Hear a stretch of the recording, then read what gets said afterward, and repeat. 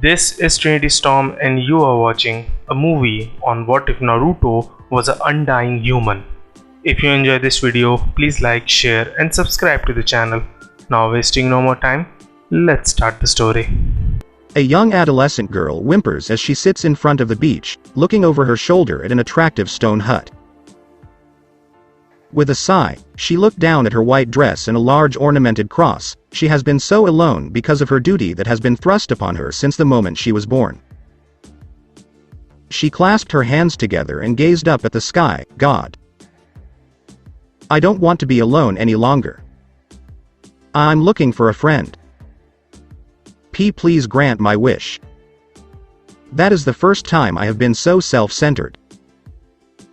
She returns her gaze to the beach, sadly, before letting out a shocked gasp as something catches her eye at the edge of the shoreline.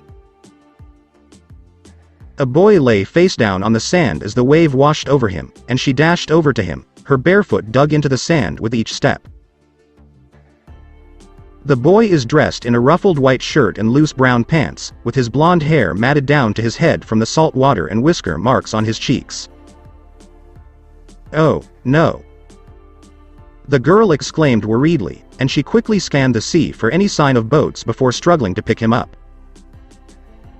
She notices that he is a few feet taller than she is, but she ignores it in favor of getting him to the bed and changing him out of his wet clothes before the poor boy gets fever.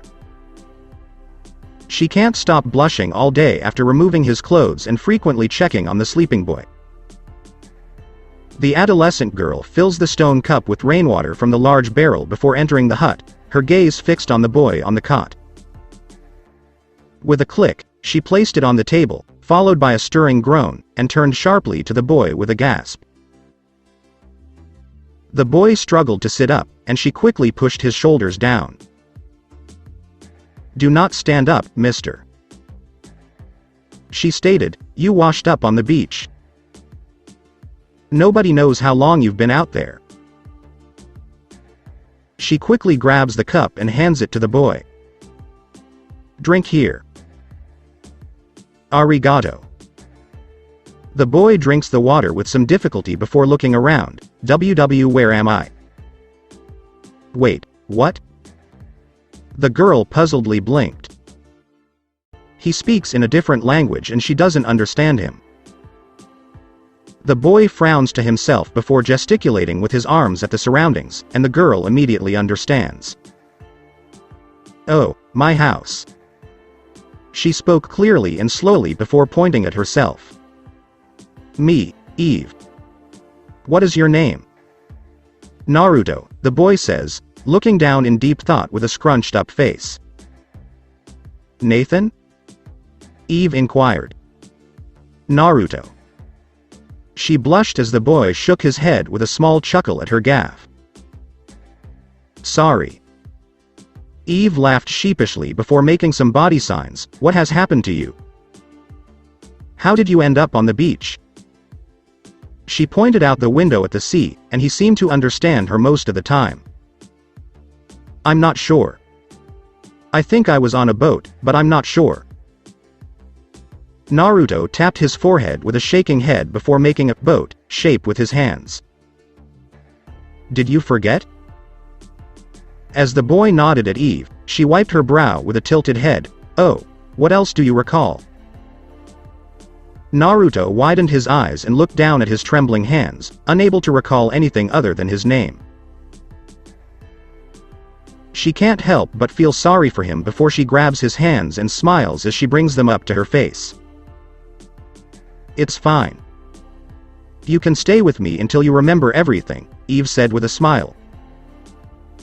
Naruto has no idea what she was saying, but he smiles back, squeezing her hands in thanks. Naruto has been living with Eve for a few years after he washed up on the beach, much to her delight. It was difficult at first because they both spoke different languages, had different genders, and were in a small hut, but they became very comfortable with each other and he learned a few things about Eve. She has no family members, which is why she has been on her own for years, and she was guarding something that she couldn't tell him, which he didn't mind. She told him many stories about angels and God, as well as devils and fallen angels. He wasn't sure if they were made-up stories or true stories because they hadn't seen anyone since he arrived. Hang finish, Eve-chan. Naruto said in broken English as he entered the hut, and Eve smiled up at him. I appreciate it, Nathan. I'm almost done making the soup, Eve grinned as the boy rolled his eyes at her nickname. Porridge? He inquired, and she nodded without looking up from the pot. How come you keep asking me that? We have it every day. Eve shook her head before blushing as Naruto wrapped his arms around her waist and rested his chin on top of her head. And Nathan. I adore you. Eve's face lit up in deep red as Naruto hugged her with a wide smile. I adore you as well. But you are not getting any slices until you finish your dinner. Eve swats his hands away from the streaming pie with a ladle. Stingy. He smirked as he rubbed his hand across her large cross with his fingers. Do you want me to make a new one? This is far too large. The cross was twice the size of Eve's hand. No, please. Eve, with a sad expression, holds her cross in her free hand. It's significant to me. Precious? Naruto said softly. I'm not sure why she gets sad every time she looks at the cross around her neck. You may say that. She hummed sadly before her lover surprised her by kissing her on the lips. Don't be depressed. The boy gave the blushing girl a friendly smile. Don't worry, I won't. Not when you're with me for the rest of my life, Eve blushed, beaming. Hello, for the rest of my life. Naruto grinned. He has no idea what has just occurred. They appear out of nowhere and launch these light lances at Eve and him. Naruto clenched his teeth as the light lance pierced his left knee, glaring angrily at the man with black feathered wings who was holding Eve up by her neck. Leave her alone. Naruto screamed angrily as another lance pierced his right shoulder. Naruto. Eve screamed, tears streaming down her cheeks, before the fallen angel slammed her down on the floor. What happened to the elixir? The fallen angel barked at them as his allies ransacked and destroyed the hut. I have no idea what you're on about. Eve muttered before shrieking as the fallen angel crushed his foot against her spine. You understand what I mean. The fallen angel slams down once more, flicking another lance at Naruto's other knee, forcing him to fall to the ground. The elixir that grants immortality and eternal life. And you are the chosen guardian to watch over it, he said, narrowing his eyes at her. I not it's true. Eve growled as her lover hurriedly approached them. JJ, just leave us alone. We just want to live in peace and... Naruto grabbed the fallen angel's leg. Unless I get what I want. With this power, I will be unstoppable and end the Great War by taking devils and angels out. Roared the fallen angel as he stabbed Naruto in the back.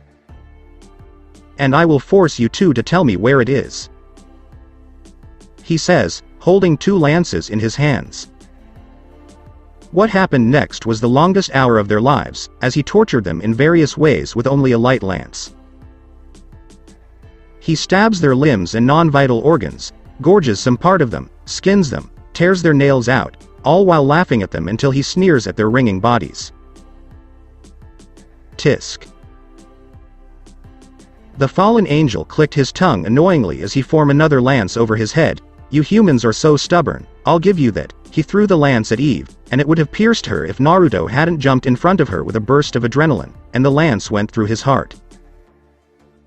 And Naruto. Eve screamed as he collapsed next to her, his breathing labored, and she choked out as the fallen angel thrust another lance through her stomach. She shakily looked up to see the fallen angel returning to his allies to search for the elixir, and she stifled her sobs by quietly raising her cross. "Hold on, Naruto." She twirls the cross's top and removes the top section, revealing a tube filled with a clear fluid. She drinks it all and crawls over to Naruto before kissing him deeply, pouring the entire fluid into his mouth as he drinks it instinctively. "I love you, Na." Eve's eyes closed as she took one last breath. Naruto's injuries gradually fade away as his missing parts regenerate from nothing, until his body is fully restored and his eyes snap open with a dry gasp. Eve-chan," he exclaims, his eyes widening. What did you do?" He cradled her in his arms. "Yo." A female fallen angel exclaimed in surprise, and the male fallen angel who tortured and killed them turned around with wide eyes to see the healthy boy. "Why you?" Yo clenched his fists and gritted his teeth. "You ingest the elixir? Damn it, you." He threw a light lance that ripped the left side of Naruto's head off, but to their surprise, Naruto's left side regenerated instantly. "You murdered her. My sweet Eve," Naruto said quietly as he gently placed Eve's body on the ground. "You killed my Eve," he screams, his eyes wide with rage. "Murder him," Yo yelled, and the fallen angels charged Naruto with their weapons, but they were in vain as the now immortal boy attacked them in rage. They even use their fists and legs to beat him down in order to drain him, but Yo gradually realizes that something is wrong. Naruto was slowly becoming stronger and faster by the second, while the other fallen angels were in the same boat. "Wait, what's going on?" Yo summoned his light lance before throwing it at Naruto. Is that one of the elixir's effects? Bite him to bits." A hulking fallen angel swings his broadsword downward at Naruto, only to come up empty-handed. "Huh," he uttered before his head was lobbed off by a sudden swing and Naruto's broadsword was in his hand. "How did he do it without us noticing?" Yo stood by as the raging boy led some of his comrades away. "No. It can't be. You have a sacred item? But what kind of equipment can rob us of our physical abilities and—" He never gets to finish his sentence because Naruto appears under his guard, cutting his stomach open with a broadsword swing before punching Yo down and brutally beating the fallen angel. He is not listening to Yo's plea for his life as he repeatedly smashes his fists against the fallen angel's face. He didn't stop tearing Yo's body apart with his bare hands when Yo's skull caved in under the strain. He refuses to stop because this jerk stole Eve from him. He must atone for his sin. The beating continued for hours until there was nothing left but a bloody smear on the ground with littering body parts, at which point Naruto came to a halt, kneeling in front of Eve's body in a daze. Eve-chan, Naruto was about to cradle her again when his hands froze in midair. He didn't want to contaminate her with blood, so he let out a deafening wail and buried his head in his arms on the ground. Naruto stares blankly at the dirt patch beneath an oak tree on the cliff overlooking the hut ruin.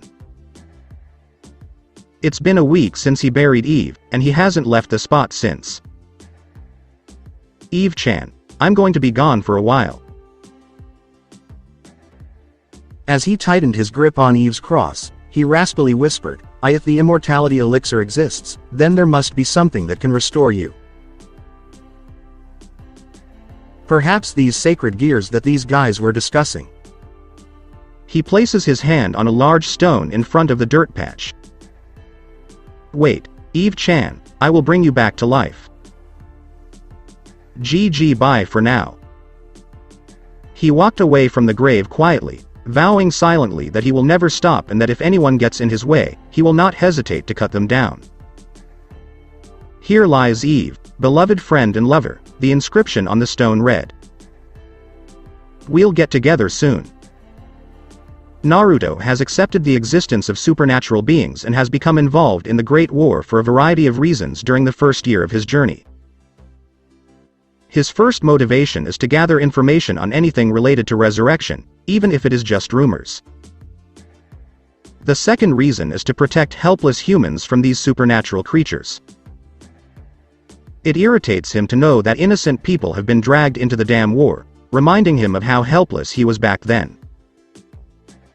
It all begins when he goes to a bar for information and discovers 3 devils terrorizing the building by attacking and torturing patrons until he intervenes and murders them in front of shocked humans.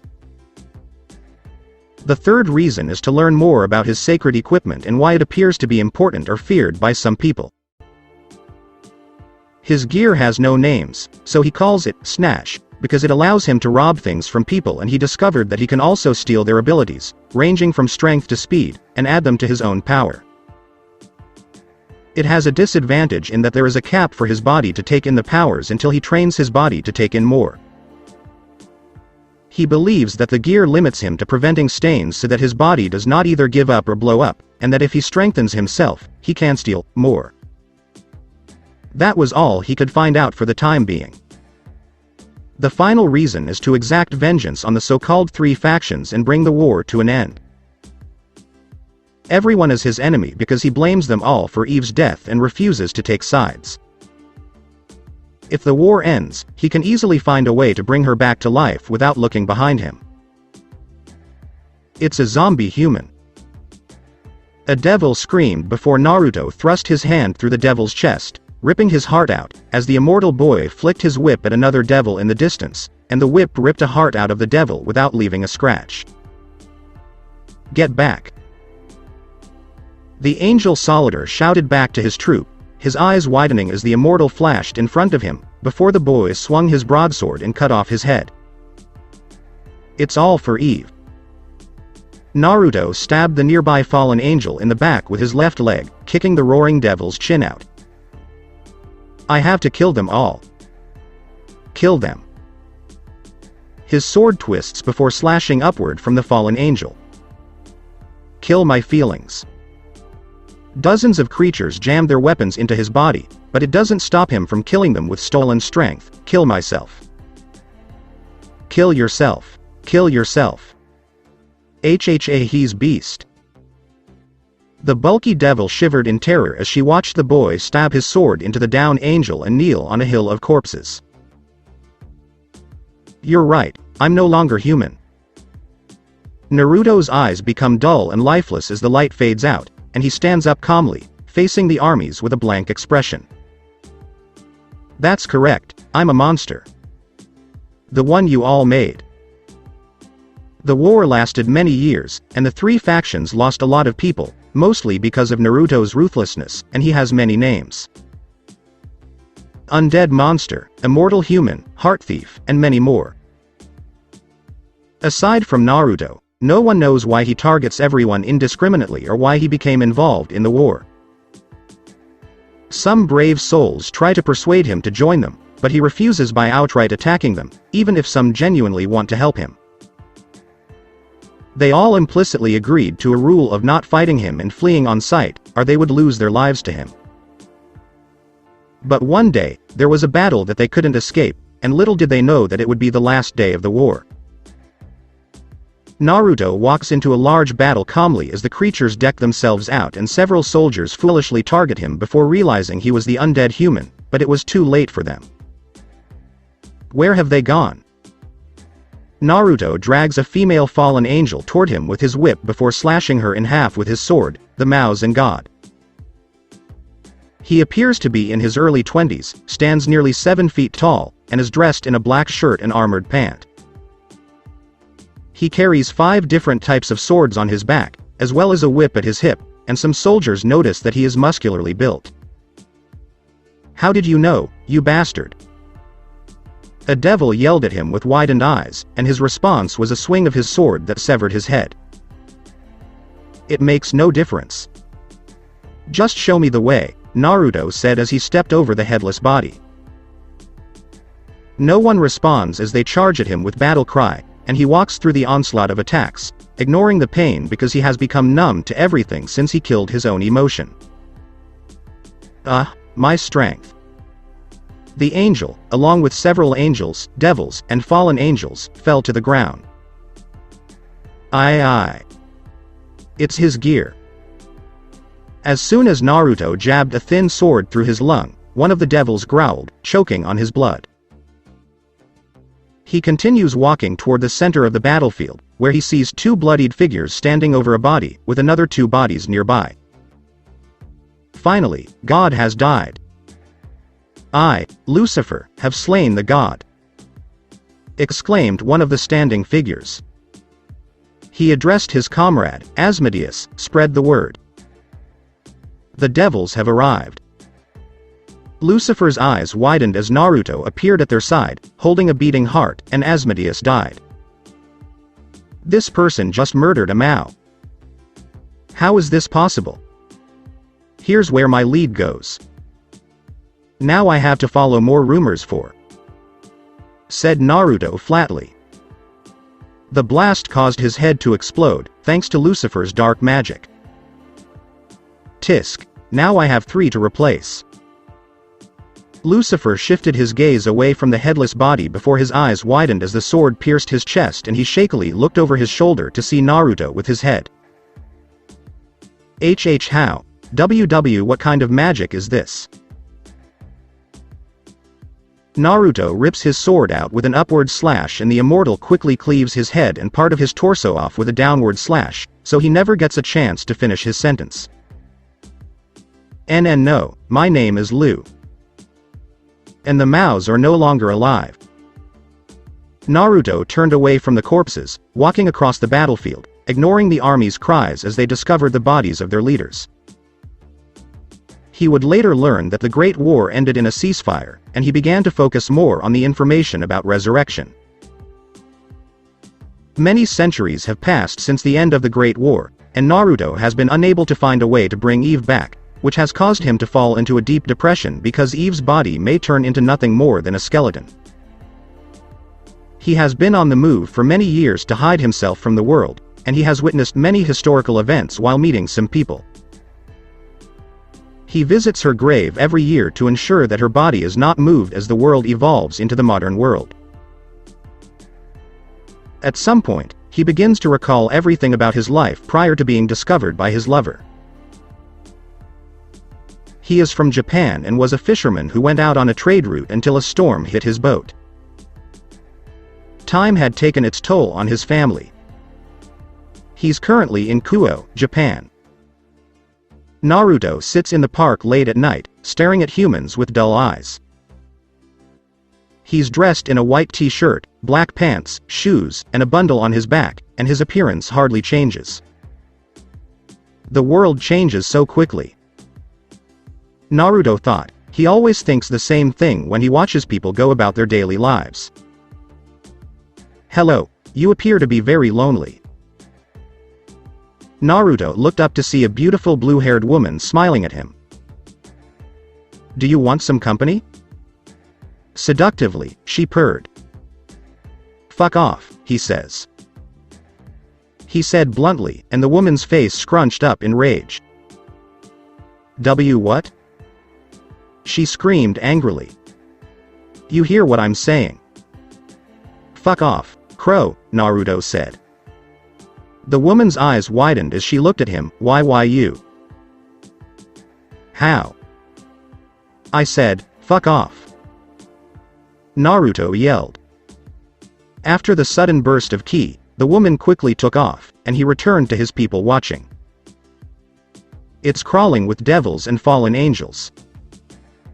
People stare in awe as Naruto walks down the street in the morning, having never seen such a tall man before. Everything has no meaning. There is nothing for me to do but hide and wander around, Naruto sighed. Until these scumbags come after me. He enters the park and walks past a boy sighing on a bench. Another devil, he says. Naruto senses a familiar aura surrounding him before someone trips in front of him and cries. He looked down to see a girl on the ground with exposed white panty and a headcloth tangled in her blonde hair. Ow, ow, why did I trip? The girl sighed. The boy was about to stand up when Naruto extended his hand to her. Are you okay? Naruto inquired dully, his emotionless voice creeping out the young devil.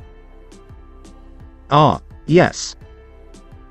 Thank you very much, the girl said in Italian, taking his hand in hers as she fumbled with her veil.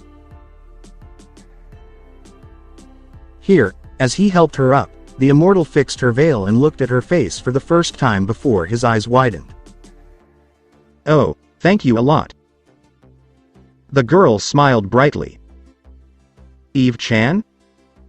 Naruto muttered in surprise. Huh?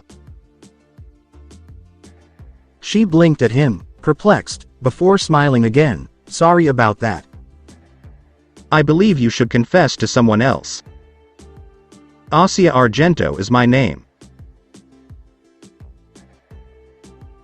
Many questions swirl around in Naruto's head, and he can't make sense of them. How is that possible? How can that girl resemble his Eve and even have her personality? That's impossible, Naruto frowned. He'd met people who looked similar to others at different times, but they didn't have the same personality, and there were always differences, but that girl had everything down to the smallest detail, and it boggled his mind. What's the matter, Naruto-san? Is the luggage too heavy? Naruto's blue eyes flicked down to the nun's green eyes. No, Asia. It isn't. I was thinking about something else, Naruto replied politely as he carried a large luggage on his back with one hand on the handle. Yes, I see. Asia smiled as the tall man helped her up and offered to carry her luggage while the teenager boy led them to their destination. She asked Naruto for help because she couldn't find the church and he didn't know where it was, and this boy overheard them and offered to help them, primarily because he wanted to see another panty shot. Is it because I resemble your friend? Was it Eve? You do resemble Eve. The blonde man gave her a brief glance. It has been long time since I saw her last time. Is she particularly close to you? Asia inquired, noting that it's unusual to hear that someone who looks like you exists. She was. Still to this day. Naruto said quietly. The nun appears to catch his tone as she gives him a look that was exactly like Eve used to give him before he looked away from the nun. I apologize. The nun spoke quietly, and the tall man's gaze shifted to her for a brief moment. Are you going to travel? Issei, the adolescent, speaks up, looking at the nun. You may say that. I was relocated here because. Asia smiled at him. Something catches her attention, and it is a small boy crying over his knee. She sprints over to him. Are you all right? A boy should not cry over trivial matters. Her hand hovered over the boy's scraped knee before a bright light appeared, and the boy's wound healed instantly. That's, Issei's eyes widened as Naruto watched with narrowed eyes. Right. Your wounds are healed, so you should be fine now, the smiling nun said as she helped the boy to his feet. Yoshi-kun. A woman approached them, and the blonde man watched the boy tell the woman something. Then the woman gave Asia a glare as she urged the perplexed boy away with a mutter. Wait. Issei yelled at them, but the nun intervened. It's all right. Asia raised her head. Do you get what she's saying? The teen scowled and was about to respond when she felt a hand on top of her head. What does it matter what she just said? Naruto stood guard over them. But she. Issei smirked. It's only one person's choice. Being disliked by others is sadly normal these days, the tall man cut him off. Asia perked up when he said that, as if he could read her mind. However, there are other options that do matter. Before his mother drags him away, they hear the boy's loud thank you. Like this young man. You are correct. Asia gave Naruto a friendly smile. Anyway, this energy? The adolescent asked the nun. It's my healing power. It's an amazing power given to me by God, the nun replied. Before clenching his hand, the teenager looked at it for some reason. Alright, then, let's go. Issei took a step forward, and the blonde couple followed him. TTT, there you have it. The teen shivered and shook his body as he pointed to the church in the distance, saying, just go up the stair and you'll be there. Ah, yes, this is it. I'm so glad. Asia exclaimed, clasping her hands together. Then I'll be on my way. Issei walked away quickly. Eh? Please wait. Exclaimed the nun. But it was too late when he vanished from her sight, and she let out a depressed sigh as she returned her attention to Naruto. I was hoping to reciprocate in kind. Naruto, what would you like? She asks with a smile. Make me porridge, Naruto says as he shifts the weight of the case on his back. Before slapping his mouth with his hand, his mouth moves on its own. Porridge? Asia made a blink. Ignore it. I was thinking out loud because you look like my Eve and she always makes me porridge, Naruto muttered behind his hand as he walked up the stairs with her in tow. Is that correct? The nun hummed lightly as she fidgeted with her fingers. If that's okay, may I make you one? The man returns her gaze for a few moments as he considers her offer before returning to the stairs. Of course you can. As soon as they got to the door, he put the case down and looked at her. Do you need assistance bringing it in? No problem, that's fine. Asia motioned with her hands, I can do it on my own. Thank you for your assistance and kindness. I'll repay you soon. Where can I locate you? The park where we were from the beginning. I'm always there, Naruto said as he turned to walk down the stairs. Alright, I'll see you soon. Asia smiled brightly as she waved her hand. Naruto lies on the bench at night, his long legs dangling over the edge of the bench, gazing at the starry sky. The starry sky never changes no matter how many centuries pass, and Naruto takes some solace in that. He covers his eyes with his forearm as he recalls his time with Eve, and all the memories rush through his mind like a flood, all because this girl, Asia, looks so much like her. That doesn't make sense. He sat up with a frown, having traveled all over the world for centuries and never met anyone who resembled Eve until now. And then there's this porridge. He never has or thinks about his right palm pressed against his brow after Eve's death. He has no idea why he blurted it out when she asked him, and it bothers him greatly. Damn it. He muttered quietly as the nun's smiling face flashed through his mind. Why did he keep thinking about her? In his entire life, he has never been with or thought about anyone but Eve, and he feels like he's betraying her right now because of this nun, despite how similar they look and act. Damn it, why does the universe keep messing with him? Return here, you fucking whore. A shout jolts Naruto out of his reverie, and he looks in the direction of the shouter to see a familiar face running away from someone else. No, you did murder someone. Asia ran with tears in her eyes, holding her torn blouse together before tripping and yelling, "Get away. You fucking duh." The crazed white-haired psycho was about to lunge at her when he was blocked by the nun. Who the fuck do you think you are? It makes no difference who I am. What matters is that you were chasing her, Naruto replied, his hands in his pockets. Naruto? The blonde nun turned to face him. Oh, you've met this cocksucker? The exorcist grinned maniacally, and his name is Naruto, right? Nice to meet you, fucker. My name is Freed, and I'm going to kill you. Nothing personal, but I need to get this tiny tit bitch behind you so I can have some fun with her slutty devil-loving body. Asia's gasp, followed by a small sob, can be heard by the tall man. Naruto, run. Please, I'll be okay, Asia said shakily. If I were you, Freed, I'd watch my language. Naruto spoke, slowly lifting his right hand from his pocket. I can say whatever I want. Freed grinned before blood spurted from his mouth and his hands flew to his bloodied lower face, a confused glint in his eyes. TVSYF? He bursts out in gibberish. I told you to watch your language. When the tall man opens his right fist, a torn tongue with several bloody teeth falls down. The crazed exorcist stares at him for a few moments before roaring at him and thrusting his light beam at him.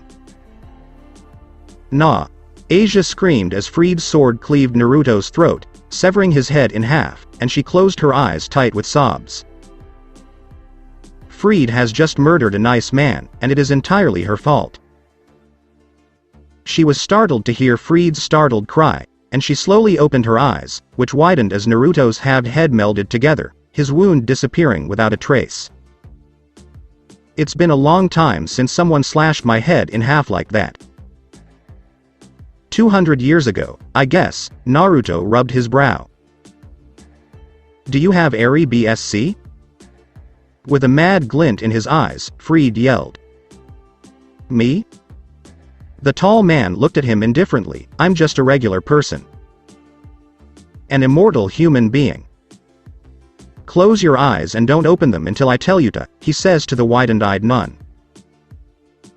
Asia obeyed him as the screaming exorcist rushed to him, only to come to a halt in the middle of the track with widened eyes and his eyes slowly moving down to a gaping hole in his chest.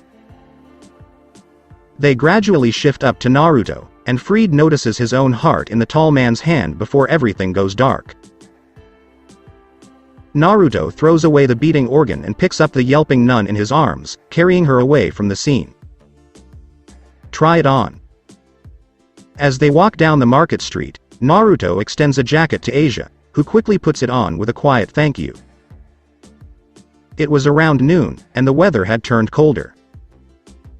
Wow, that fits. Asia examined her jacket and failed to notice that a mannequin behind a window was missing a jacket. She cast a quiet glance at Naruto as she reminisced about how this man had just helped her out of kindness and then saved her from this madman with special abilities. Many thanks. I just happened to be present. Just a coincidence, Naruto grumbled. I believe God placed you and me there to help me because he knows you are a kind person. The nun smiled, while the tall man looked ahead with a solemn expression. Did he give you these abilities? After a few moments, she inquired, the amazing power to heal yourself and that. The power you did to take. He did not. Naruto responded, I have the snatch, which allows me to steal whatever I want. And this healing ability. It's truly a curse, he said, looking down at her from the corner of his eyes. What do you mean? Asia inquired. I'm eternal. I can't die forever, he replied. I see, that might be difficult for you. The nun murmured, have you ever asked God to remove it so that you can ascend to his kingdom? I will pray for it on your behalf. You are not required to. Naruto was about to say something when she heard a familiar voice. Hello, Asia. Hello, sir. Issei ran up to them with a wave before nearly yelping out as soon as he saw this scary man. For some reason, that guy's eyes keep giving him a creepy vibe. How are you, Issei-san? Asia turned to face him, and Issei invited them to join him inside the fast food restaurant, which the nun agreed to. Their meals were ready in a matter of minutes, and the trio was sitting at a table in the park while the nun looked around. Excuse me, do you have any forks and knives? Ah, you can eat it with your hands for this. The nun gasped when Issei picked up the burger. Here you have it. Naruto moves the knife and fork to her side of the table. Wait, where did you get these? The adolescent's jaw dropped at him. It's none of your concern. The man growled lowly at the teenager who was gulping. Thank you very much, Naruto. Asia took up the knife and fork and began to cut her hamburger before clasping her hands together. Then I should pray before the meal. Done. Time to eat. She prays for a while as Naruto takes twisted sadistic pleasure in watching the devil squirm around in pain. She innocently blinked at the twitching devil. Are you Issei-san? Leave him alone. Eat your burgers, and then we can go, Naruto said. Perhaps it's his injury from this time that hasn't healed yet? Asia inquired, concerned. Ah, your power will not heal this. As soon as Issei regained consciousness, Asia hovered her hands over him. Hey, wait. There was a bright light and he braces himself for pain, but it didn't come because he already felt better. Wait, what? He exclaimed, why can you also heal devils? This power is incredible. He pumped his fists before noticing Naruto sitting there, and his face paled as they noticed tears streaming down her cheeks. What's the matter, EEA? The power you wield is... Be quiet. The blonde man sneered, and the teen broke out in cold sweats. It's not my fault, Issei-san. It's just... Asia wiped her tears on Naruto's sleeve. She begins to talk about her time in church and how they treated her like a saint because of her power until everything went wrong when she healed a wounded devil, at which point they banished her and she was taken in by fallen angels. She kept sobbing uncontrollably, talking about how she wishes she could have friends and be a normal girl for a change, and for some reason, it triggered something inside Naruto. It makes him think of Eve and how lonely she was. Don't worry, Asia, you've got. Issei was about to make her happy, but... I'll be by your side. Again? Said Naruto, his jaw snapping shut as he spoke it aloud without thinking it through. What in the world is going on? Really? Why, you will be my friend? Asia's eyes lit up with clasped hands. Damn you, cretin. They always go for the older guy. Cried Issei as he watched the nuns blush at the tall man. TT, then I'll be your friend as well.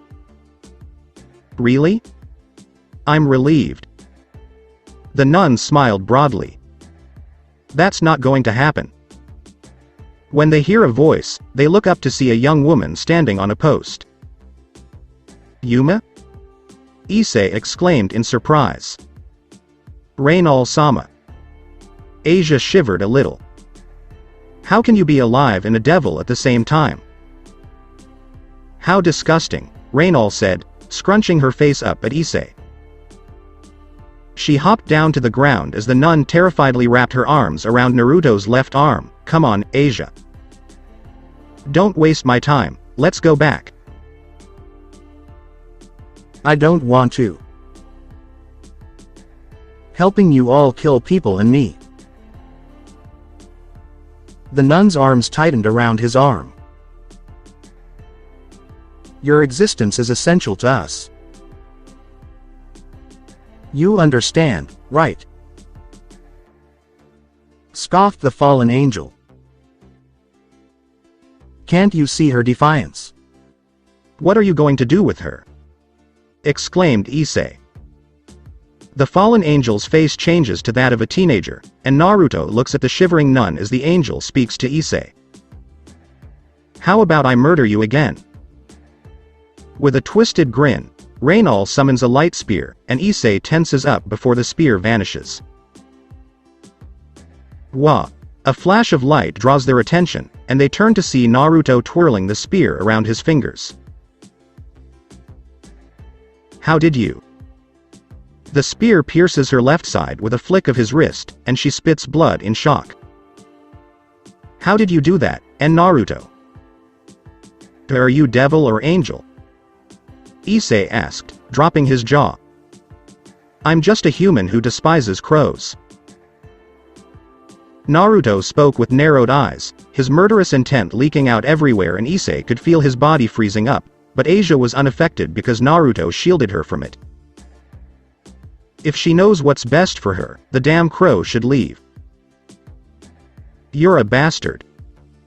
Reynald threw a spear at Naruto, and it pierced his heart. Naruto. The teen screamed, only to hear Naruto remove it, revealing unblemished skin, and the spear break apart in his hand. What? The fallen angel takes a step back as she examines him more closely, her eyes widening in horror. Why you? It can't be. You are this eternal human. What exactly are you doing here? Dead human? Issei looked between them, perplexed. Then you know you're not going to win. Go fly away, crow, Naruto said, cracking his neck. Not that's over yet. Reynald growled before taking off into the sky, and Naruto looked at the fleeing fallen angel. It appears that there are people after the girl for her sacred gear, and they will not stop until they get what they want. How did you accomplish that? And what does she mean by undying human? Issei wondered as he followed Naruto and Asia down a random street. Naruto-kun is invincible. Asia responded, still clutching Naruto's arm, which he doesn't mind for some reason because a chaotic storm rages in his mind. He claimed to have lived for many years. I am immortal? Issei looked up. Does that mean you have to fuck a lot of women and suck on a variety of oppi from the past to the end of time? Bastard, you are lucky. Asia's face turned a deep red as she looked at him with distress. No, I've never slept with a woman. I have never been with anyone for thousands of years since my beloved one died, Naruto said. Wait, you've been a virgin for a long time? That's messed up. Exclaimed Issei. The last part is lost on him. So? What's the point of that when you know you'll outlive everyone? The man asked. But you can fuck everyone as much as you want, which is why one-night stands and flings exist. Plus, you might have a harem a few times. Issei added. He has no idea that he is getting on Naruto's nerves because everything seems to go through one ear with him. Can we get something to eat, Naruto-kun? It's about 6 now, and I'm kinda hungry, Asia said. Yes, and Issei is footing the bill. Naruto raised a brown wallet. Oh, that's my wallet. How did you do that? Exclaimed Issei, patting his pockets. He tried to reclaim his wallet, but it was too late because Naruto had spent all of his money on dinner. My wallet. Issei smelled his empty wallet. You should have stayed quiet, horny bat. Naruto said coldly, his gaze averted from the teenagers. I was putting it aside for my oppi porn. With a loud sob, he buried his head in his arms. I need to use the restroom. Asia, stay here, the man says as he stands up and looks down at the nun. Okay. Asia smiled as Naruto walked to the restroom, then looked out the window with a curious grin, and Issei followed her straight to a game station. They were gone by the time Naruto returned, and his gut gave him a bad feeling as he frowned deeply. He had been looking for them for a few hours when he came across Issei, who had run out of the park panicked when the blonde noticed a blood spot on his shirt. Where has she gone? Did you do something to her? Naruto demanded, towering over him. No, we want to go out and play a game then. Issei looked guilty and didn't want to say anything. Please tell me what happened. Naruto grabbed his collar and yanked him up into the air, growling. Where is Asia? The fallen angels ambushed us, and Asia accompanied them so they wouldn't kill me. Issei stuttered before the man thudded him to the ground. So you just let her go and ran away like that? As he walked past him, the blonde growled angrily. You're pitiful. No, I'm going to call for help and save her. Issei yelled, but Naruto ignored him as he made his way to the old church. It was already dark when he arrived at the church's location, and he walked through the forest toward the structure until a feminine voice spoke above him. Look who's come to play with us. He looked up to see a blonde girl, a familiar blue-haired woman, and a man wearing a hat, all of whom had black wings out. Have we ever met? The woman with blue hair purred. I'm not in a good mood. Naruto scowled furiously. I come here to see Asia. Return her, or you're running late for that. The man laughed angrily. The ceremony has already begun, and the sacred gear will be with Reynal-sama by then. Without it, the nun is doomed until she recovers it in time, which will be too late. Don't even think about racing there because you're stuck in the barrier with us. The blonde girl is singing song. I see. Naruto whispered, shifting his hand to a whip on his side. Now that I think about it, you're the guy who turned me down. The blue-haired woman said this before her chest exploded in a gruesome explosion, and the fallen angels barely react as their recently dead companion falls down. Wah! The blonde girl screamed before meeting the same fate as her comrade, and the man quickly flew up in the air, but his wings mysteriously vanished, leaving only bloody broken bones behind. The fallen angel landed with a thud, and the last thing he saw was the underside of a boot before everything went dark. As the barrier fades away due to the creator's death, Naruto steps away from the now headless corpse and walks to the building. Reynal can't believe it. These damn devils raided her house and she managed to finish the ritual only to lose the sacred gear. Damn you. She glared at the buxom redhead who was holding the gear in one hand and a bishop piece in the other as she walked over to Asia's body while talking about Issei's gear. She knew they were going to kill her and needed to do something to get away. Perhaps she could persuade Issei to let them spare her. She was about to carry out her plan when the redhead placed a chess piece on Asia's chest with a chant, but no one noticed the presence of a person. Naruto stands by Asia's side, unnoticed, his eyes fixed on her unmoving face as memories of Eve's death flood his mind. During the Great War, Naruto developed a unique technique that allows him to mask his presence in order to hide from his enemies and to slip through the sensors that can detect everything within miles. It is unknown why he can be invisible and undetectable, but it was most likely due to Snatch. Naruto became invisible by capturing the reflections of lights in his surroundings and bending them to the point where he could appear to be invisible.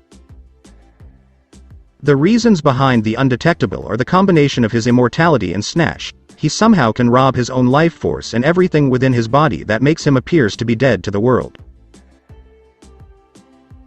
It would be impossible if it weren't for his immortality, because he would have died when he took away his life force.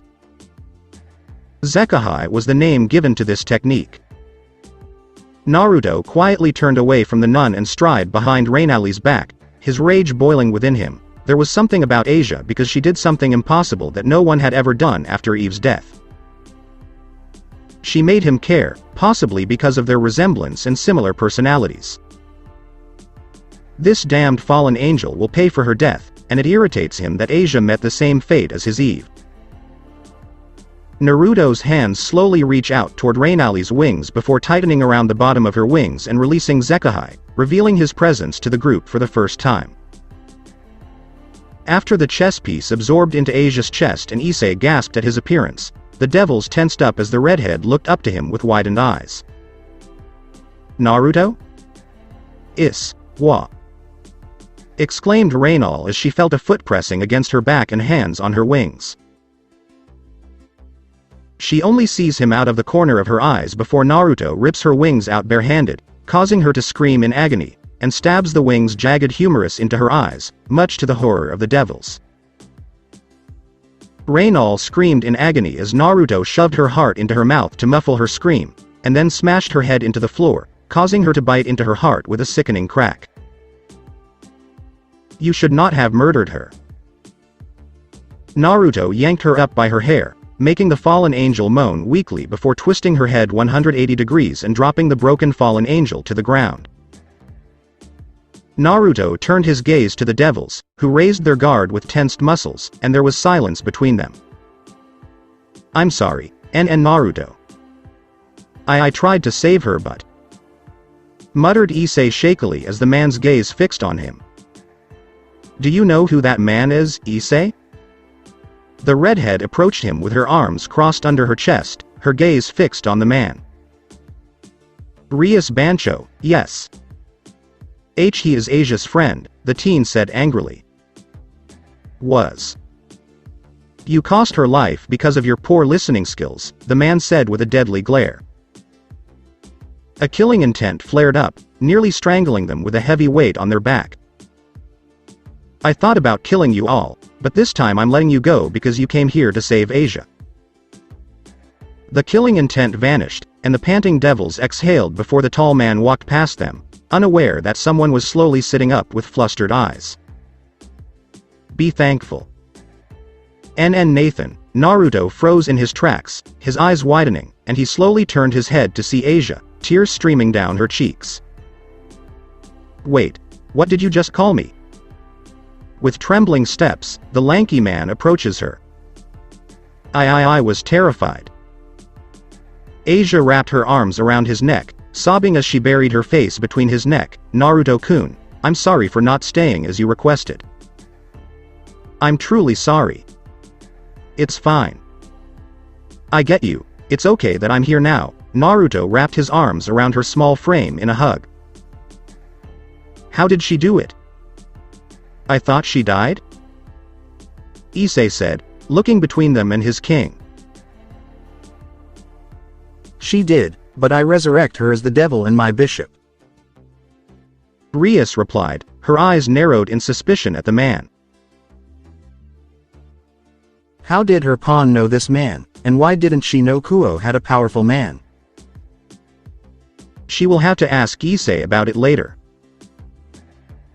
It was after midnight, and Asia was making porridge in Naruto's apartment after talking with Rias about meeting, and the devil nun was surprised with his place when he invited her, only to be even more surprised when Naruto revealed that he owns many houses and apartments all over the world, due to his immortality and the need to move around to protect his secret from nosy people. Despite Naruto's refusal and the said man staring at her from the living room, she decides to cook him a meal to repay him for everything. Almost ready, Naruto, Asia said. Did she get my name wrong? As he stared at the humming nun, Naruto rested his chin on his palm. But, of all names, she said Nathan, but only once. Am I reading too much into it? This is your portion. Asia set the bowl in front of him. Do you like this kind of porridge? I'm going to get my own. She returns to the kitchen, and the man raises the spoon to his lips, inspecting the contents of the bowl. That's impossible. He swallowed it before his eyes widened at the taste in his mouth. It tastes exactly like his Eve's porridge and... How did she know it was made with oats, potatoes, herbs, and barley? He never mentioned it to her. Intel. It cannot be. Naruto stood up and approached the doorway, his gaze fixed on Asia's back.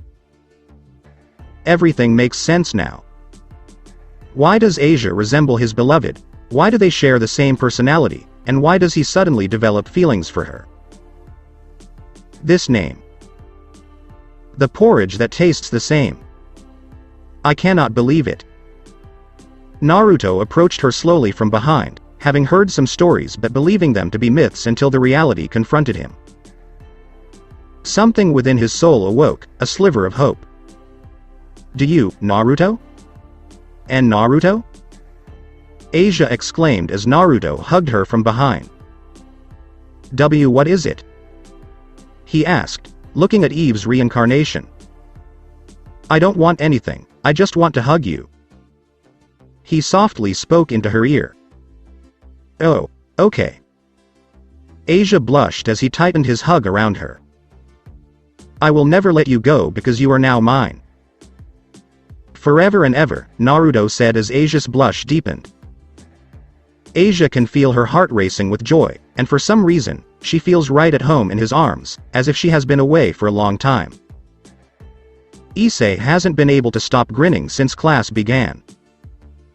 The reason he's been grinning like an idiot is because Asia has transferred into his class and she's so cute, even if she lacks some assets. The amazing thing is that she treats him so well, despite the fact that he is one of 3 perverts. I'll try to get closer to her because we're peers, and maybe. A knock drew the classes and his attention, and the teacher slid the door open to reveal a tall person in a white lab coat. Issei almost choked on his spit as he watched the man walk to the center in front of the classroom with widened eyes. As everyone is aware, the school nurse recently retired, and this person will take her place as your new nurse. The teacher addressed her class while sneaking a glance at the man with a faint blush, and she was not the only one who was admiring the new nurse. Good morning, everyone. My name is Naruto, and I'll be your nurse from now on. Naruto massaged his neck in an interesting manner. If you have any health problems, you can come to me at any time, but please keep in mind. If you come to me with a paper cut or a fake illness, I'll literally kick you out. Some students laughed at his threat, thinking it was a joke. That's all, I'm leaving. Wait a minute, Naruto-sensei.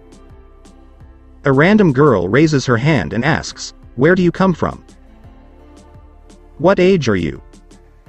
Another girl inquired. Are you dating anyone? The third girl burst out laughing. I'm from Kyoto, and I'm much older than I appear.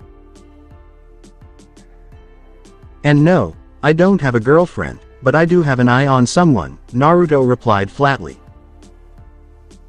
For a brief moment, his gaze met Asia's before he broke the gaze as the nun looked down to hide her red face, and Issei was the only person who noticed their action. You lucky bastard, you. Issei burst into tears, and several students were disturbed by his sudden mood swing. Bye, don't bother me until you're either dead or in distress. After the blonde man left the room, some students began to gossip about the new handsome nurse. Rather than having me visit each class, they should have called everyone to the auditorium. Naruto enters his office, room nurses and settles into his chair with an exhaling sigh. Just as he leaned back in his chair, there was a knock, followed by the sound of a sliding door, and the undying human tilted his head slightly, his gaze catching sight of a familiar red-haired girl and another girl with glasses. Can I assist you? He made a drawl. Hello, Naruto, after what happened yesterday, we haven't been formally introduced. My name is Gremory Rias, and that is Citri Sona, Rias said with a charming smile. It has come to our attention that you know about the reality of supernatural and you have a sacred gear, she said to the girl wearing glasses. Which faction are you a part of? With narrowed eyes, Sona interrupted Rias. How did you get in here without our permission? Anyone with ties to the supernatural world always comes to them to explain why they are in their territory, but this man just walks in and does whatever he wants. He's so fortunate that he didn't accidentally spark another war between the factions. All I did was apply for a job here and they accepted me. And the faction, I belong to no side but mine because. Naruto stood up with his hands in his pockets. Suddenly, he towers over them, his chilling gaze sending shivers down their spines. They irritate me. Do not lump me in with these scumbags. I comprehend. Rias raised his voice. We don't have to worry about you as long as you don't belong to any factions. For the time being. Anyway, I was going to ask you a question before Sona cut me off, the man said as he clicked his tongue at her. She gave her childhood friend a sidelong glance as she adjusted her glasses. It was uncharacteristic of her childhood friend to do so or to question him. Since you appear to have some connection with my new bishop, would you like to join my peerage? With your sacred gear, you. Ignore it. The man yelled, I'd rather remain a human than transform into something I despise. And, even if you tried, there is no way in hell you could turn me into a devil with your stupid chess pieces. How did you find out about the evil bits? Sona inquired. Ah, a bunch of devils came to me many years ago and tried to convert me. I end up killing them all, scoffed Naruto. I see, the school president, frowning, narrowed her eyes at him. Well, that's a disgrace. I was hoping to bring you into my peerage, Rias sighed, disappointed. She was about to say something but. By the way, do you have any illnesses or other health issues? Naruto inquired dully. Eh? Rias and Sona blinked quickly before shaking their heads in confusion. Then leave. The blonde man ejected them. He literally kicks their rear ends out, and the crying devils stumble out into the corridor. Do not return until you are either dead or in distress. He slammed the door shut with force. Did he literally throw us out? The perplexed redhead inquired. He did, Sona replied, her face flushed. The lunch bell rings, and he can hear students exiting their classrooms for lunch break outside his office for several moments. With the chatter dying down and a door sliding open, Naruto looked up to see Asia peeking inside. Is it all right if I come in? She inquired hesitantly. Of course. Says one. You're always welcome anytime, Naruto grinned as he beckoned her inside. Thank you very much. Asia smiled as she carried a bento box inside before the nun placed it on his desk, and she looked up at him with puffy cheeks. Nay, you never told me you were going to work here. I'm sorry, but I wanted to surprise you. The tall man smirked good-hearted ly before he leaned in closer to her. How's your day been going so far? It's nice because everyone has been so nice and kind to me. As her fingertips brushed against each other, the blonde girl smiled cheerfully. It's fantastic because I've never been with people my age or in a school setting like this before. But what's even better is... She looked down timidly, scrunching her skirt around. What exactly is it? Please tell me, Naruto says, bending his neck down to meet her gaze. What's even more wonderful is that you're here. Asia blushed and stutteringly said, I mean, it's really nice to see someone I know here, and you've always done so much for me, like letting me live in your house, and I still don't know how to repay you for your kindness. You are not required to repay me anything because... You're my precious person, the blonde man smirked. I am? Asia made a squeak. Of course, you're mine. Naruto smiled broadly. I'm relieved. She awkwardly averted her gaze from him. Is it strange? I mean, we only recently met, but it feels as if... Have you known me for a long time? He completed her sentence. How did you find out? Asia returned his stare with interest. Nice guess. By the way, you should start eating now, Naruto said with a smile. I believe it's almost time for your class soon, he said, looking at the clock. Oh, yes. She opened her bento before beginning to eat, and he watched her until she spoke again after swallowing. "Oh, I'm meeting Rias and her peerage after school." "Where, exactly?" "The occult club you mentioned to me last night?" he inquired, an odd glint in his eyes. "What are you going to do over there?" she asked, nodding. "I'm not sure. Rias said she'll explain everything to me about what I do as a new devil and my place in her peerage." Asia raised her head. "Ah, I see." Asia wonders where Naruto got the sausage until she notices a missing piece of sausage in her bento. "How did you manage that? It's not nice to steal my food," she exclaimed before pouting at him. "I can't help myself. You're a great cook. You'll make a great wife someday," he smirked with a light chuckle. "Naruto." Asia squeaked with a red face as he laughed out loud, and she looked down to eat her bento to hide her heavy blush, which grew deeper as he made small talk with her during their lunch break. Issei can't believe a scary guy is working as a nurse at his school, and he's disappointed that the school nurse isn't a sexy opai nympho. At the very least, Bancho has peerage. He giggled perversely as he approached the club's door, which he opened wide with a grin. "Good morning, Ba." "Ga." He cried out in surprise because Naruto was sitting on a sofa, leaning all the way back, and the blonde man was staring at him boringly. "And Naruto? What exactly are you doing here?" "I just felt like it," Naruto said flatly. "And you'll also be working as my servant starting today." As Rias finishes explaining to Asia, the pervert turns to face her. "Of course, I'll do my best. I will work hard to express my gratitude to you for giving me a second chance and for allowing me to stay with Naruto a little longer," Asia said cheerfully. "Oh?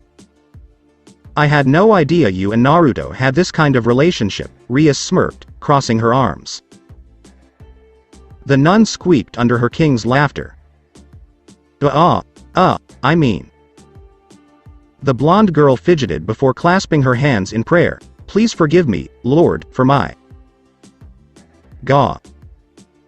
She screamed as she felt a sharp jolt in her head and whimpered as she massaged her temple.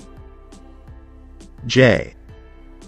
We can't pray to you know who, just so you know." The redhead rubbed her tired brow, and her new bishop responded with a nod. "Good day, Bancho." Kiba entered the room with a smile, only to tense up when he saw Naruto. Kaneko and Akeno both have the same reaction when they follow him in and see the blonde man. "May I say hello?"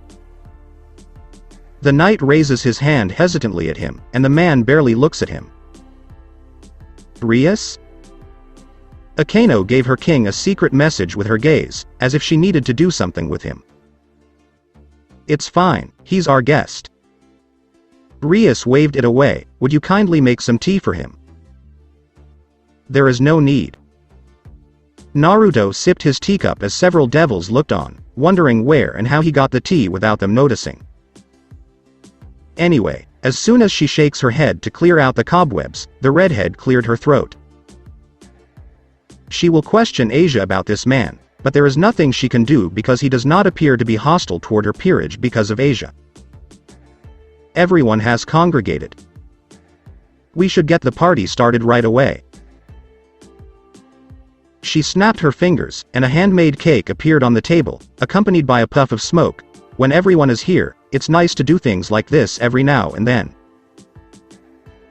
Let's eat cake together because a new club member has joined and I wanted to bake one."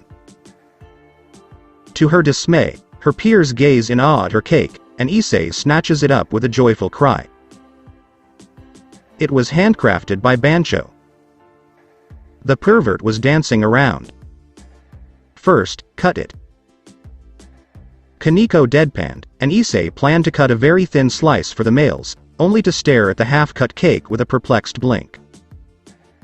The white-haired girl looks at the cake before giving him a dirty look and saying, "You pig." "Hey, I'm not doing it." Issei sobbed. This is your slice. Naruto smiled as he handed Asia a large slice on a plate, another piece in his other hand. Was it you, bastard? Issei jerked his index finger at him, tears streaming down his cheek. Are you accusing me of anything? The blonde man casts an ominous look at him, eliciting a shaky whimper from the pervert. I'd been sitting here the entire time. How would I have gotten it from here? I. Why you? The pervert fumbled around for something to say. Naruto, please be nice. Asia looked up to Naruto with a stern yet cute look. Fine, I'll be nice. But it will not be this much, the blonde man says as he brings his index finger closer to his thumb by 1 centimeter. I appreciate it. The nun grinned. How come you're thanking him? He said he won't be nice to me by this much, exclaimed the pervert. But, for the most part, Naruto ignores him in favor of each other's company. Rias watches Naruto with fascination. She has never seen him move an inch from this spot, and yet he manages to steal something without their knowledge. She suspects it is his sacred gear, but she has never heard anything about it, despite knowing most sacred gears. There was something about this man that made him seem so familiar to her for various reasons, and more questions whirl around in her head, but she has to push them out for the time being because she has an issue to deal with. She was about to leave the room when she noticed a stack of flyers on the desk in front of her. The flyers on my desk, Asia. They are your contacts, and you must distribute them to people who have an inner desire. They can summon you at any time, and you must respond by meeting their requirements. Okay. Asia gave her king a friendly smile. Wait, Asia will fulfill their desires. Issei's mind wandered to a filthy place, his nose slowly leaking blood, much to Kaneko's disgust. The nun was about to pick up her stack when they mysteriously vanished from the desk. Eh? The nun looked around in confusion before noticing the flyers in Naruto's hands. Naruto? I'll take them all. If they give you more flyers, just give them all to me, Naruto said as he flipped through papers with his thumb. However, I'm supposed to. Asia pressed her fingers together before Naruto gently lifted her chin up and gazed into her eyes. Aside from school and this club, I'm not going to let anyone else take your time away from me. I told you before, you are mine, and my desire for you is greater than everyone's, he said quietly. Ah, Naruto. You can't say that in front of everyone here. The nun exclaimed as she lightly smacked his arm several times. I want to say that in front of everyone because I want them to understand that you belong to me and no one else, and if they disagree, I'll take you away from them. Naruto cast a sidelong glance at the peerage, and some picked up on his messages. Well, that's not a problem for me. As long as she fulfills her contacts, Rias crossed her arms and nodded. Oh, my, a forbidden romance between a young student and an older teacher. So sinful, Akeno giggled behind her sleeve. SS sinful? Asia squeaked before hurriedly praying, please forgive my sinful thought, Lord. Gah. Asia and Naruto walk down the street together, and she steals a glance at the side of his face. She has quickly fallen in love with him. When she ran into him, it was more like love at first sight. The nun realizes their relationship is too fast for them, but it feels right for some reason. She feels like she's known him for a long time, and every time she sees him, she wants to hug him and never let him go, or kiss him as many times as she can. When Asia thinks about it, her face flushes. What's the matter? Naruto cast a glance at her. Nothing. I wasn't planning on kissing and hugging you. Asia waved her hands at him before her red face turned even redder when she realized she had just blurted it out. Are you sure? He smirked mockingly. You want to kiss me right now? Right after we recently met? Why I'm sorry. She quickly waved her hands again. It's wrong for me to think like that, and I'm not sure if I'm ready for. She clenched her hands to her chest timidly. It's fine to consider that. Naruto chuckled as he lightly ruffled her hair. That is normal, and you should not be concerned. You don't have to do anything with me until you're certain, and it's okay not to rush into things because we have plenty of time. As they continued walking, the young devil smiled and her gaze shifted to his hand before returning to the empty street. Can I hold your hand? Asia asked shyly. Naruto blinks at her before offering her his hand, an amused expression on his face. Of course, go ahead.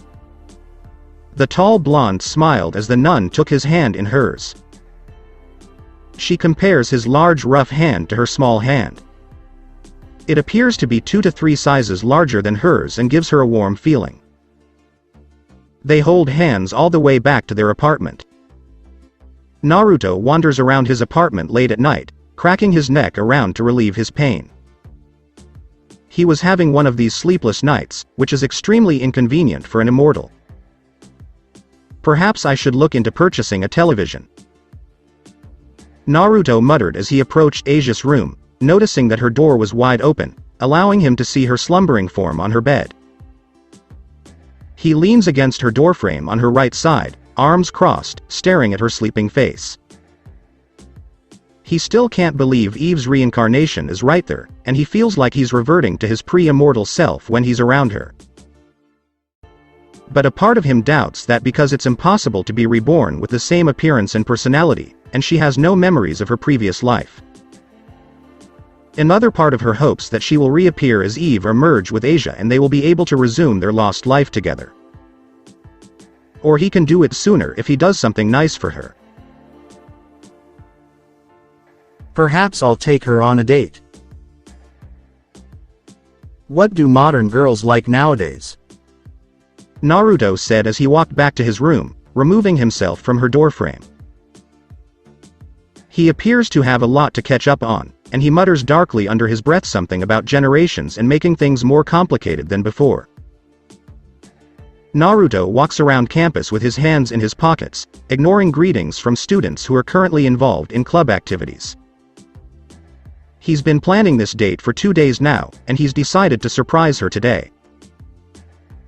The tall man approaches the occult club's door and pushes it aside to reveal a large group in one room, the members of which turn their heads to him with various expressions. Rias and her peerage were taken aback and perplexed by his sudden appearance, which was surrounded by women and girls and a stoic maid who turned to him with a twist of her torso before her eyes widen at the sight of him. A flashy man and a blonde girl behind Naruto have a similar feeling of mana to several annoying devils who came after him many years ago.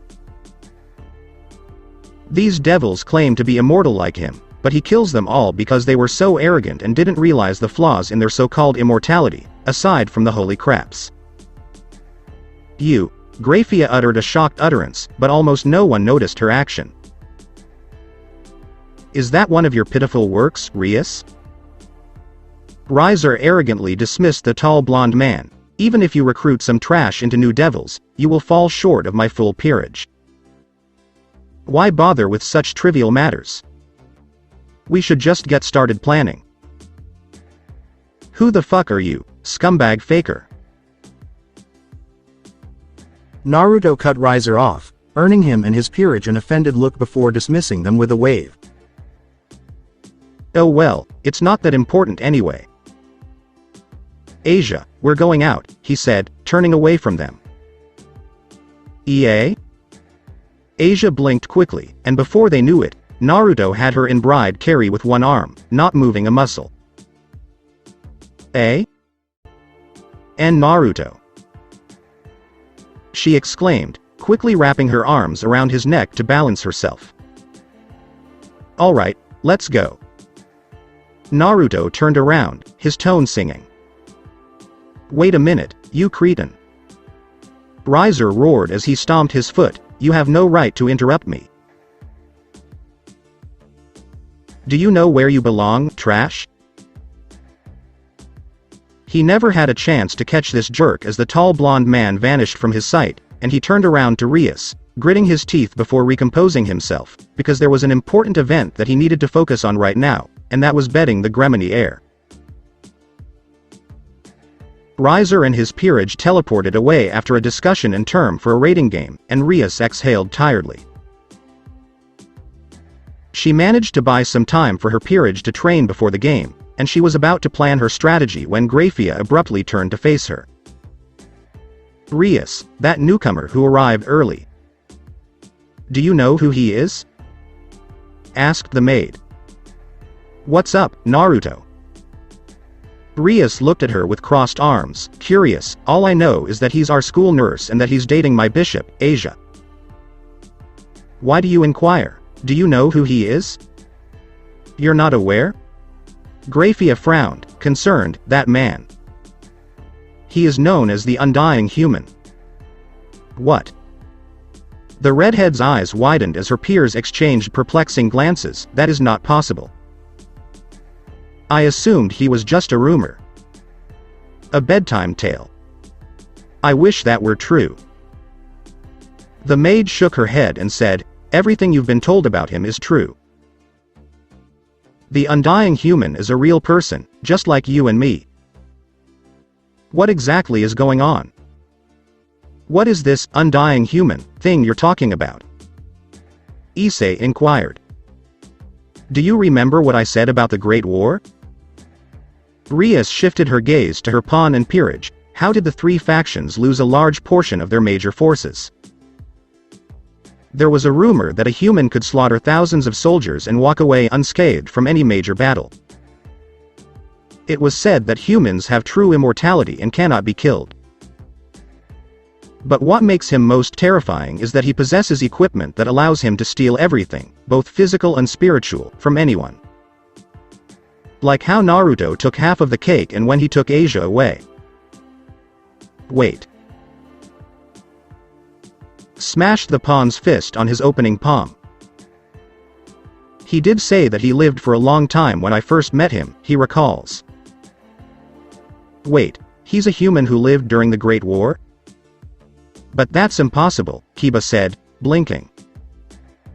As Rias-sama stated, he possesses true immortality, and no one knows how he obtained it in the first place. But there are few things we know about him, Grafia said. He kills anyone who comes in his path without remorse, a ruthless monster who tends to gouge hearts out of his victims from any distance, and he's responsible for the deaths of two original Maos, Asmodeus and Lucifer. She paused. What? Are you saying the school nurse is an unkillable killing machine that has lived for thousands of years? Issei exclaimed. And he's got something going on with Asia. Kiba mumbled. I'm in love with the bishop. And she likes him back, Kaneko added. Oh, Mao. Rias rubbed her brow in disbelief. How could this be happening to her? It's almost as if the universe is conspiring against her for some reason. Asia fidgets in her pink and white sundress, which she is wearing with a navy blouse jacket and white slippers. What are we doing here? Asia asked Naruto as they walked through a park. You said you were taking me out but you didn't tell me anything. You'll see, Naruto replied with a tiny smile before giving her a quick glance. By the way, you look very lovely. TT thank you, and you look nice, Asia said, blushing slightly as she examined him in a simple white buttoned shirt and navy jean. Really? The tall man smirks as he bends his head down to her. Do I also look handsome? Why yes. The blushing nun averted her gaze to avoid meeting his gaze, and the tall man chuckled softly at her reaction before abruptly stopping her. Here, Naruto pointed to a blanket with a basket on top, under a tree in a small clearing away from the public eye. I know it's not much to you, and it's been a long time for me, he rubbed his chin sheepishly, but I'm not sure if a simple picnic can count as a date nowadays. No, I think it's wonderful. Asia's head sways sideways with a smile. I've never had a picnic date before and I always hear about that from some people who have come to church to be healed. Her fingertips touch each other shyly in front of her lower face. To be honest, I always want my first date to be like that. Ah, I'm glad, the tall man said as he helped her take a seat on the blanket, because I heard that people usually have first dates by watching movies or dining out. When was the last time you went on a date? She inquired. Long time ago, with Eve. Naruto muttered softly before mentally cursing himself for letting her name slip out. He had heard that you can't talk about another girl on a date, even if they are spiritually the same person. Wow, that long? Asia exclaimed. She wasn't sure how long it had been, but she assumed it had been many years since he mentioned being immortal and she had seen it in action. Yeah, I never courted anyone else since then until now, he said, pulling out some homemade sandwiches and handing two to her before unwrapping his sandwiches with her. What was she like? The nun inquired after taking a bite from her sandwich. Eve? Naruto blinked at her before flusteringly waving her hands up. Ah, I mean, you don't have to answer it if you don't want to. It's okay, I can tell you a little bit about her, but I'm not sure if it's the right thing to do because of our date, Naruto said hesitantly. I want it to be all about you and nothing else. Oh, Asia is moved by his final sentence. I don't mind hearing a bit about her. I want to know everything about you. Will you then tell me everything about you as well? He asked, and the nun hummed. So, Eve? She asked, looking at him. What was she like? Does she look like me? She remembered him calling her Eve at their first meeting, which piqued her interest. Yes, she does, Naruto replied, and if she were alive and you were in the past, you two would pass off as twins because your personality and hers are similar, but there are some minor differences between you two. It was a lie because their personalities are identical down to their habits. How did you two meet? Asia inquired, and he told her about his history with Eve, aside from the incident that granted him immortality. I apologize. Why? He blinked at her quickly, as if he'd done something wrong. I think it's really sad because of your immortality, you outlive her and have to watch her pass away. She replied sadly, it must be so hard on you because you really love her. She gave him a sad smile, but at least, she'll be watching over you for many years because she truly loves you too. If that's the case, I hope she doesn't, Naruto said quietly, turning his head away from her. Why? Asia blinked, perplexed. Because I was. And still am a monster, he grumbled. When I lost her, I gave in to my grief and there was a war. I murdered and took many lives. There are so many horrific things I have done. If she watches over me, she will be so broken over it because a man she loved has become a murderous monster and she will never forgive me for that. She'll forgive you, she said.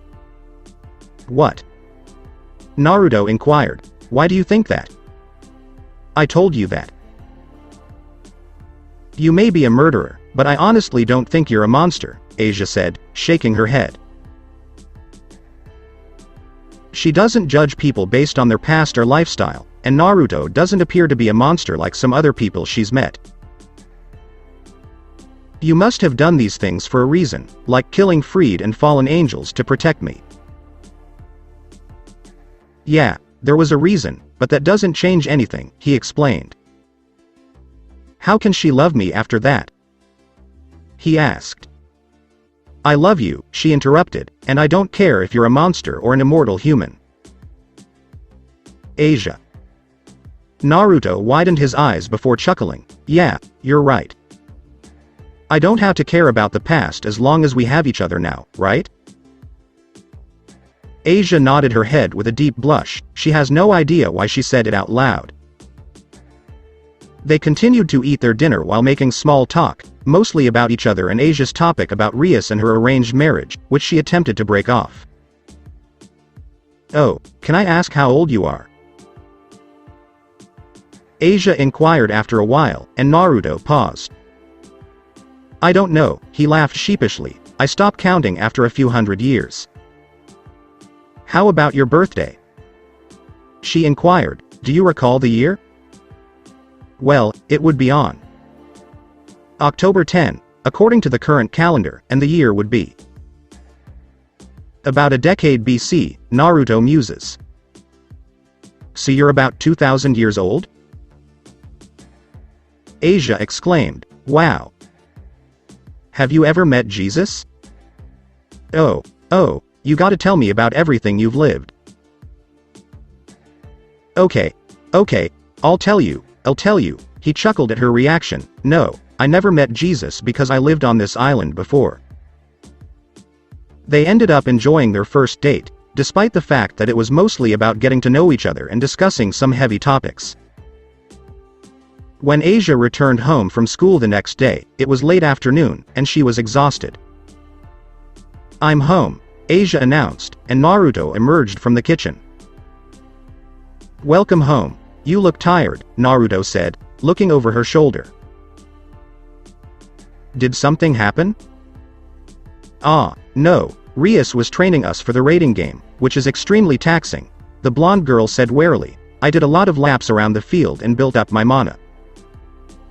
"Raiding game?" asked the tall man, his brow furrowed.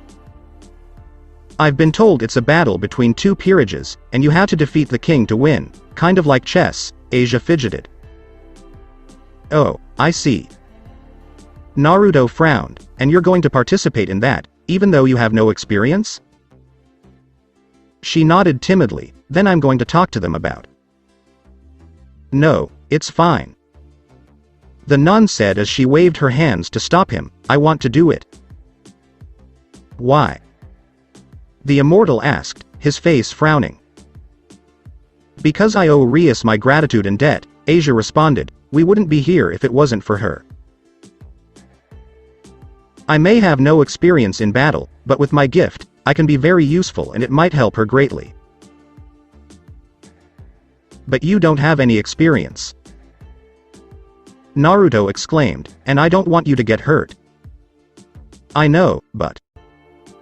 She looked up to him, determined. "I will do anything to help her, no matter what, even if it means putting myself in danger. Even if you try to kidnap me, I will still come to the game." "Asia."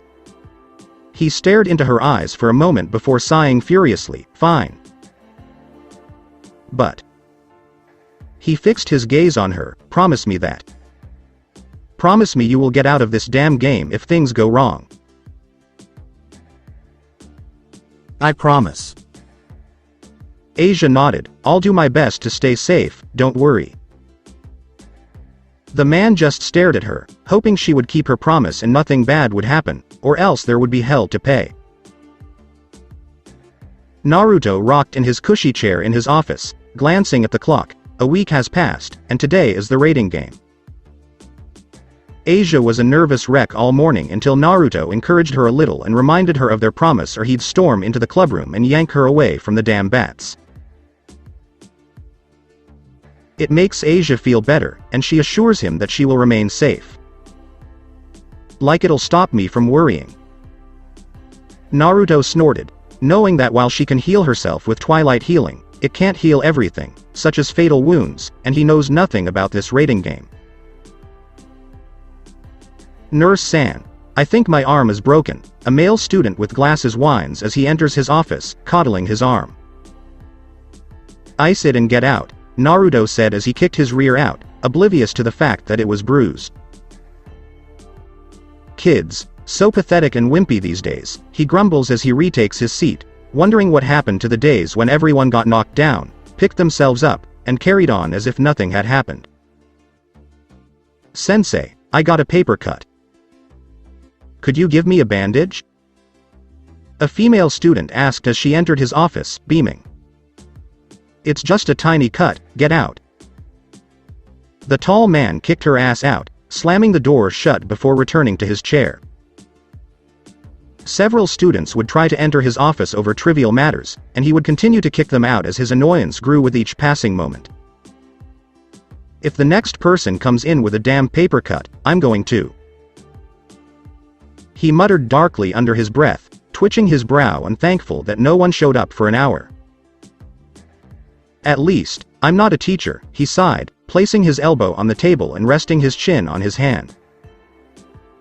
He glanced at the clock again before beginning to fill out some forms at his desk. It was some pointless things like what he needed for inventory and what kind of injuries or illnesses he had treated today. Naruto's door slowly squeaks open, and he turns his head to give the person an annoying look, but he quickly drops it when he sees Asia trudge inside with a sad glint in her glimmering eyes. Naruto opened his mouth to ask her, but the young girl threw herself on him, wrapping her arms around his waist and sobbing silently inside his chest. Asia. Naruto cradled her in his arms, lightly rubbing her back. We lost. Asia sobbed, all it's my fault, we lost because of me. Asia, you're not. The tall man tried to say something, but it fell on deaf ears as she continued to sob. It's not fair. She exclaimed, they kept regenerating and using these tears. He was so cruel, he kept hurting us until Rias gave up. What do you mean by that? What did he do? Naruto asks, holding her at arm's length. I tried to heal Issei and myself, but every time I did, his queen and he kept attacking us with their magic. Asia sobbed, then he took me hostage and threatened to torture me in front of Rias, so she gave up. All it's my fault. Naruto's narrowed eyes sharpened as her head buried deeper in his chest. That is the most depressed party I've ever been to, Kiba muttered quietly, glancing at the happy faces of devils socializing with one another. It was an engagement party, and only Rias peerage were opposed, but they didn't show it. Here's your slice. Kaneko said as she handed him a cake slice on a plate, and he took it with a thank you before they took a bite until Kiba noticed a face, and his face gradually paled. Naruto-sensei, what are you doing here? Exclaimed the knight upon seeing the man in suit. Wait, how did you get here? I'm Asia's +1, and we arrived here thanks to her teleport magic. Naruto stoically sipped his wineglass. But aren't you? Kiba gulped, his eyes darting around, enemy of devils? As long as they don't touch a hair on my Asia, we're fine, the tall blonde replied, and it doesn't look like they know me. There were so few elderly devils and no one had shown any sign of recognition when they looked at him, probably brushing him off as a newborn devil. Speaking of which, where is Asia? Inquired the knight. Over there, getting a drink with some girl, he said, pointing to the nun making small talk with Akano. Oh, her name is Akano, and my name is Kiba. Kiba calmed down after realizing he wasn't here to kill everyone in the castle, and that is Kaneko. Don't care about your names, Naruto said as he sipped his wine again, because you're all going to die in a time. Is that so? The sweating knight chuckled nervously as Graphia mentioned that he's an immortal who can live for 1,000 years and nothing can kill him. Kiba believes Asia is the only thing that can save them after seeing them together in passing. There was silence between them, and they looked around. I wonder how many hearts I can take before anyone notices. The tall man thought absently. What? Kiba and Kaneko's eyes widened at him. Naruto, you have to taste it.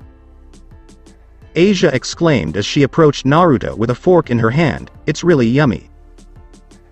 Oh, really? Naruto bowed down, opening his mouth, Asia fed him a piece before he chewed on it, yes, it's really yummy like you said, he said, smiling down at her. I don't know, I just want you to try it, the nun said, but it was a phony smile that Naruto recognized. She blamed herself all day yesterday and continues to do so today. Attention, everyone. A clinking sound draws everyone's attention. Please welcome Razor-sama and Ria-sama and express your congratulations for their engagement. The said devils enter the ballroom, and the devils approach them, congratulating them and, in some cases, sucking them up. So that's the guy, huh? Naruto narrowed his eyes at Razor as he remembered some details from Asia and took a few steps forward before Asia grabbed his hand. Naruto, what are you doing? She inquired, concerned, after noticing his stern expression. I'm just congratulating him, he explained darkly. A conger. Ah. Asia shakes her head as she realizes his intent. You can't. Why not? Naruto asked, looking down at her. Because he's a pureblood devil with a pillar behind him, Kiba explained. As a low-ranking devil, we have no place to say anything or stop them. If you attack him, you will. You forget one thing, I'm just a human, scowled the tall man at the knight. Oh, sorry. Kiba sheepishly chuckled before blinking, maybe you can. He quickly shakes it off, no, that's crazy. Perhaps he can what? Asia asked, blinking. What is it? Oh, it's nothing, just a crazy thought, rubbed the knight's neck. Could you please tell me? Kiba asked as the nun looked up at him with wide doe eyes. Well, I was thinking maybe Naruto can call an objection to this marriage and he might do something to cancel the marriage for good, Kiba said. It'll be easy with Razor's personality because he'll find it insulting that a lowly person speak out against him and may challenge Naruto to a match where he can show off his power. She will be saved from a loveless marriage. Asia exclaimed as she spun around to Naruto, Naruto, please save Rias. Why should I save this girl? Naruto questioned, crossing his arms. I don't mind facing him, but why? You know why, Asia said, clasping her hands together, you know she saved my life and gave me a second chance to be with you for a little longer. Please. Her eyes met his, do it for me, please. The tall man scratched his head in thought, and the blonde girl felt compelled to provide him with a reason. And Nathan, I'll kiss you if you do it. She exclaimed, her face flushed, not realizing she had said the wrong name. A kiss? Naruto's eyes flushed slightly, again, she called me Nathan. He bent his torso down closer to the blushing girl, grinning widely at her, really? You'll give me a kiss? On a lip? Why yes, I promise. Asia was on the verge of fainting from embarrassment as Rias Peerage looked on. All right then. The tall man spins around on his heels before approaching the devils and taking a deep breath. I object to the marriage. The ballroom erupts in gasps and sharp hisses as all eyes turn to him. You, excuse me? Razor glared at him, and the redhead looked at him in surprise. I said I object to the marriage, Naruto stated flatly. If you want me to give you reasons why. He pointed at Rias and began to count up his fingers. 1. She doesn't love you at all. 2. You forced her into a marriage against her will. 3. From what I've heard from some people, you've slept around with some harlots up to now and still do. 4. You're just a coward who tends. Ha, are you threatening me? Razor joked, that's so rich. Do you know who I am and who my family is? Do I look like I give a fuck? The tall man boredly asked. Just call this marriage off and we'll go our separate ways. Listen, you low scum, I don't know how long you've been a devil for, but you have no place to say anything because you don't belong to 32 pillars and this marriage is arranged between. The blonde devil scoffed before being cut off by the tall blonde. Blah, blah, blah, Naruto said as his disrespectful act irritated him and some devils. I don't care about devils' craps. He jammed his hands into his pockets. If it fancy you, I challenge you to a battle for her hand in marriage. If I win, you call this marriage off for good and she's free to do whatever she wants. You want to fight me? Razor exclaimed. Me, an heir of the great Phoenix? The immortal and powerful clan? Boy, you have no chance of death. Yup. I'm challenging you. The tall man cut Razor off with a boring expression before smugly smirking. Until you're truly a coward? Do you think I'll cave into your pressure? Razor laughed arrogantly, shaking his head. How pa? Pathetic. Naruto scoffs. I just challenged you and you keep delaying it with all barks. His right hand runs through his hair. Guess I'm right. You're just a pathetic coward who hid behind his family and expects to be fed with golden spoon. What does that say for your clan? Are they all coward and pathetic like yo? Enough. Yelled the flashy devil angrily as the temperature rose sharply due to his fire. You want a match with me? Fine. I'll make you know your place and respect me, you lowly devil. Do you accept the challenge for Ria's hand in marriage? Smirked the tall man. Do you swear on your devil's word? On your phoenix's word? Raw. Someone tries to speak to him, but Razor snarls back. Fine, I sworn on everything. Snarled Razor. If you win, the marriage contract is void for good and Rias gets her freedom and whatever else. If I win, you show me respect by licking my shoes clean in front of everyone, and I kill you. Kill me? Naruto laughed amusedly with a smug smirk. Fine, and walked toward the balcony. Let's take it outside. The devils glared at him, while some devils looked on with various expressions, ranging from hopeful to puzzled, as if they had seen him somewhere before. The match doesn't end until one of us admits forfeit and anything goes, Naruto says as they stand in the middle of the wasteland. We can start at any time now. Do you accept the stipulations? I accept, Razor says as he conjures a fireball and hurls it at the tall man, obliterating his right arm and a portion of his side. Do you yield? He smirked cruelly. If you yield now, your wounds will be treated or you'll. What wounds? Asked the tall man, his perfect healthy right arm rotating around and his left hand at his hip bending into a claw toward Razor. Wah. The flashy devil narrowed his eyes with an utter before shaking his head with a light chuckle. Oh, I see. You have a vial of Phoenix's tear on you, am I right? Well, it's quite shameful that you. Blood suddenly spilled out of his mouth, causing him to look down to see a red stain on his shirt. Why would I carry a vial of tears? Naruto wondered as he juggled a heart in his hand. What's the point? He crushed the organ and the flame coat riser, restoring his missing organ. What did you do? Razor scowled, rubbing his chest. Do you have a sacred gear?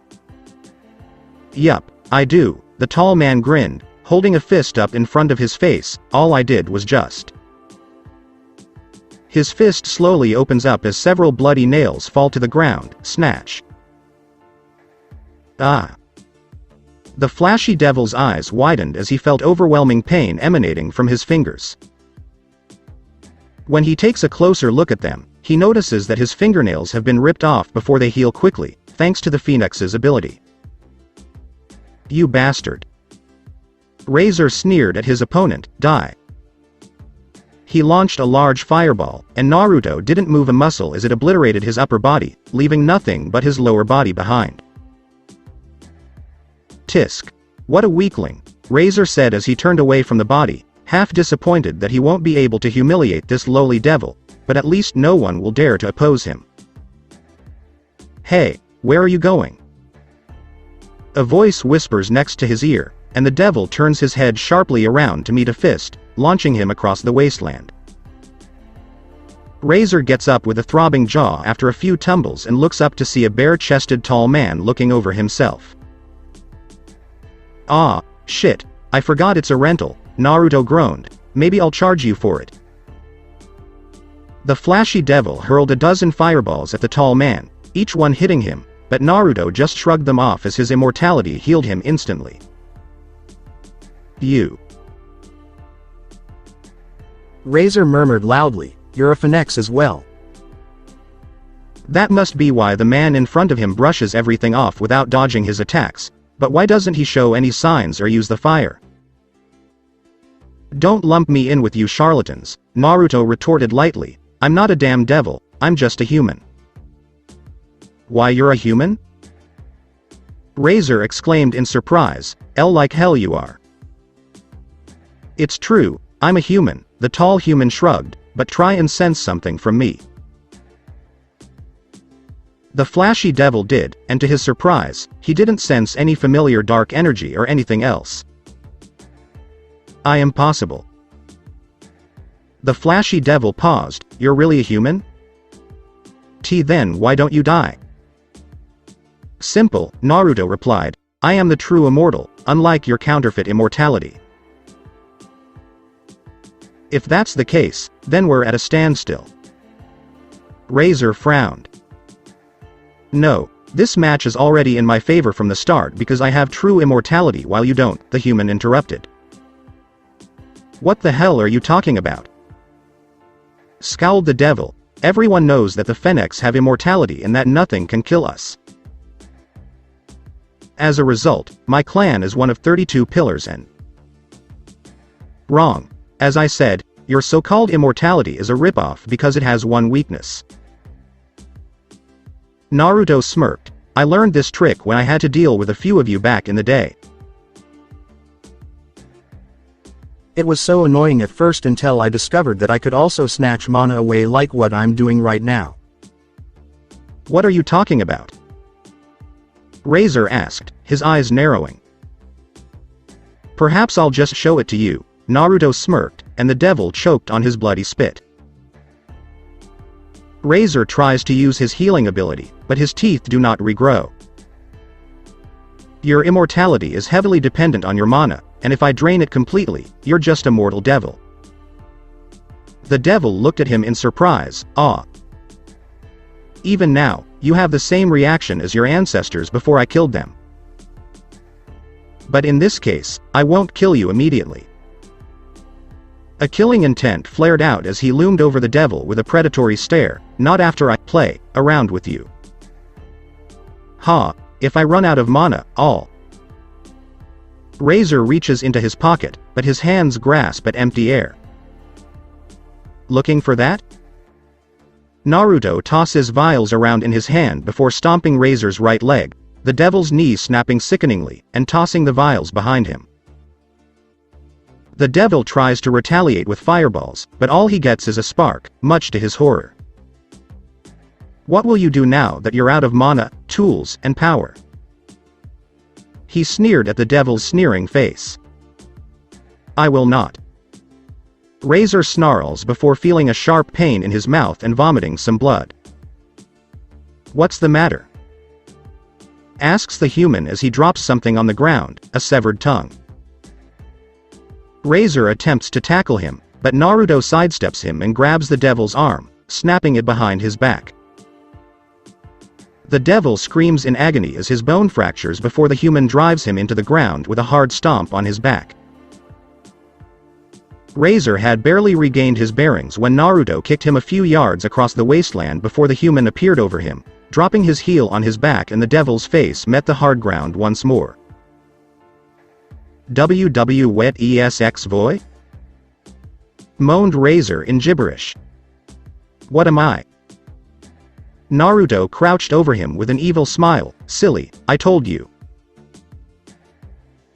I'm just a human. Perhaps it'll help you devils out a bit if you know what they used to call me back in the day.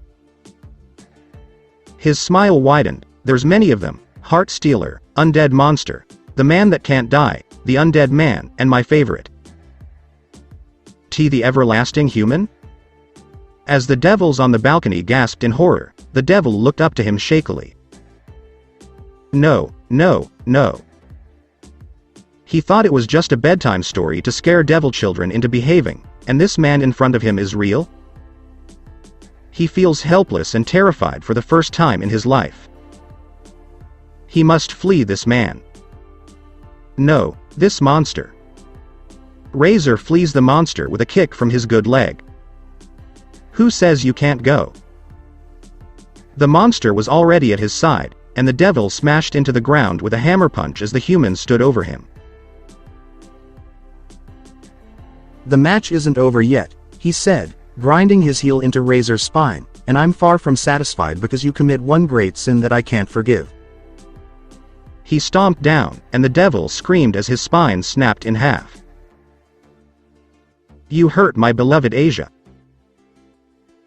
He yanks the screaming devil up before delivering a haymaker punch to the face, which sends Razor flying across the wasteland, and then unleashes a barrage of punches on the downed devil as soon as he hits the ground.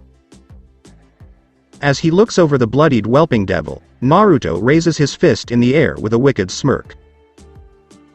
I surrender. Wailed Razor, his tongue growing back. I give up. I'm not marrying Rias. Stop. Farewell. Naruto swings his fist down toward the wailing devil, ready to kill him for good, but he is stopped by a voice. Naruto, stop. Asia yelled as the fist came to a halt an inch from Razor's shivering pale face, and Naruto looked up to the balcony to see the nun, tears welling up in his eyes. You've won. It's finished. You don't have to go this far for me. But he harmed you, grumbled the tall man. And I forgive him, Asia responded. It's okay. Please, don't go back to what you were. For me? Naruto stared at her for a moment before rising with a sigh. Okay, for you. He looked down at the shivering devil. Be grateful that my Asia forgives you, or I would have ended your life sooner. He walked away from the shivering devil, and one thing pleased him. Razor just wet his pant out of fear. Humans are terrifying. It was the last thing Razor thought before passing out. You did it, Naruto. Asia glomped Naruto as soon as he returned to the ballroom, and the devils appear to be afraid to approach the undying human now that they know he's a real thing. Thank you for saving Rias from a loveless marriage. Why, you're not scared of me after that? Naruto asked, his face slightly nervous. No, the nun said, smiling. I will never be afraid of you as long as you stay true to yourself and never go back to what you were before. I know why you act like that toward him is because he hurt me, and you truly care about me. Asia. He twitches his lips upward. Naruto, I don't know what to say but. Rias approached them, her peerage at her back. Can't you read the mood, Red? Naruto mocked her. We were having a moment here. Please accept my apologies. I'm just grateful that you have broken the contact between Gremory and Phoenix for me, Rias said sheepishly. I don't do it for you, scoffed the tall man. I did it for my Asia. She's the one who wants me to break it off, and a good old-fashioned beatdown on this faker was just a bonus for me. He shooed her away with his hands. Now run along, little brat. Go to your mommy and daddy. Be brat? The redhead inquired. Me? Asia-chan, may I kiss you now? Naruto ignored the redhead, leaning closer to the blushing nun with a coy grin and pointing to his lip. Here, in public? Asia squeaked, her eyes darting around the room. And not here, we can do it in private. Then at home after this? The tall man asked, tilting his head. Maybe, The blushing nun fidgeted with her fingers shyly, and Naruto smiled, oblivious to Ria's twitching eyebrow. How dare he call me a brat and treat me like a little girl, Rias growled behind the tall man's back. How dare he dismiss her in favor of someone else, who happens to be her bishop, and to make matters worse, Asia and her youthful appearance have somehow captured the attention of a perfect man. Rias can't deny that the man in front of her is strong enough to take on the four Maos, and he will go to great lengths for someone he cares about, such as what he did to Razor for causing Asia harm, or do anything for her. The heiress of the Gremory clan is attracted to strong men with caring personalities. Her devil nature craves it so much that it borders on fetish. Let me show you who the little girl is. Naruto. Rias opened her mouth to speak, but the large door abruptly broke off, followed by a shout. Rias Bancho's virginity is mine. Issei exclaimed, much to everyone's surprise and Rias' morbid chagrin. Razor, I'm going to take her from. Issei-kun, the wedding is off, Kiba said, raising his hand with a sweat drop and a stained smile. Eh? Exclaimed the pervert, blinking quickly. Why? The better question is. The knight maintained his stained smile. Why are you naked? Huh? Issei looked down before crying out, where did my clothes go? Disgusting perv, Kaneko said, turning away from the wailing nudist as Akeno giggled behind her sleeve. Let's go home, Naruto said as he carried Asia away with a smirk, covering her eyes and tossing the Issei's clothes away. He wants any excuse to leave the devil's domain, and Issei makes it easy for them to leave early. After all, Asia doesn't want to see any naked people, and he desperately wants his kiss. If he was right about her, he hopes it will bring back memories of her past life. When Naruto and Asia return to their apartment, the first thing they do is change from their formal clothes, or pant in Naruto's case, to comfortable clothes before reheating some leftover dinner. How about this kiss? Naruto asked Asia. Ah. Eh. Asia became agitated, Does it have to be on the lip? Only if you want it, he said softly, and I don't mind if it's on your cheek, forehead, or anywhere else as long as it's a kiss from you. Really? She asked, looking up at him, are you sure? Yeah, while I really want to kiss you, I won't push you into anything until you're ready, Naruto responded, and the nun looked at him for a moment before timidly nodding her head. See, can you please close your eyes? Asia asked, and Naruto did so without hesitation. She leans in closer to Naruto's face, noting the large height difference and how easy it was to reach him now that he was sitting on the sofa, and her lips hover over his right cheek. Her gaze shifts to his lip from the corner of her eyes, and something causes her to shift her head slightly before Asia kisses Naruto on the lips. It was incredibly soft and tender. Naruto slowly kisses back as his hands snake behind her back, drawing her in closer and pressing their bodies together to deepen their kiss. She softly nibbles on his lower lip and shivers lightly as she feels his hands stroking her back.